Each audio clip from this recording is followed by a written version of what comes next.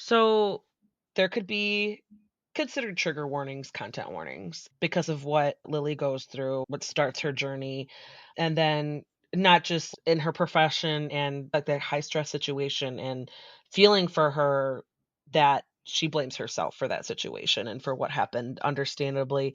So how do you approach like sensitive topics and themes like that or potential trigger warnings? Because I imagine maybe you don't it's different based on the age group that you're writing for. Like, how did you navigate that? Yeah.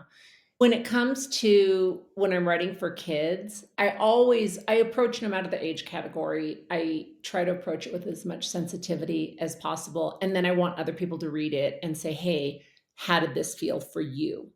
And but I don't sugarcoat it. I think Yeah, oftentimes for kids, I've dealt with themes of grief, with bullying, with not feeling good. There's so many issues, and I think sometimes if we sugarcoat it, we don't validate it. And I think being a human being, I have 3 daughters and I tell them all the time, it's not for the faint of heart. It's just not. yeah, No one's getting yeah, out alive. No one's getting out without a broken heart. No one is getting out without suffering. That is this life, right? There's also moments yeah, of joy and beauty. And that's the stuff that I want to explore in a way that really embraces everyone and says, hey, we're all going through this together on this planet. yeah, We are more alike, in the words of Maya Angelou, we are more alike than we are different. And so, more than anything, I think one of the first things I tackle is the emotions surrounding it.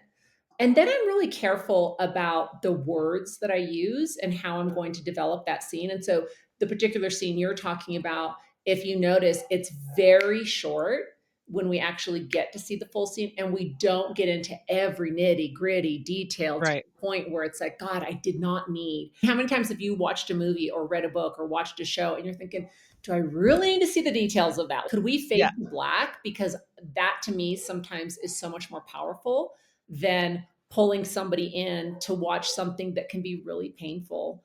Like I cannot do animals that die. I just my husband mm, looks at me, and even on the Game of Thrones, I was a huge fan. And whenever the dragons got hurt, I was like, "Do we have to see this? Could we just fade and just know that?" And here they're CGI, and I'm upset about it. yeah, So I think that there's yeah, a level of sensitivity, and then making the decision: how much do we have to see, really? And I think sometimes creators go a little, for my taste, go a little bit far.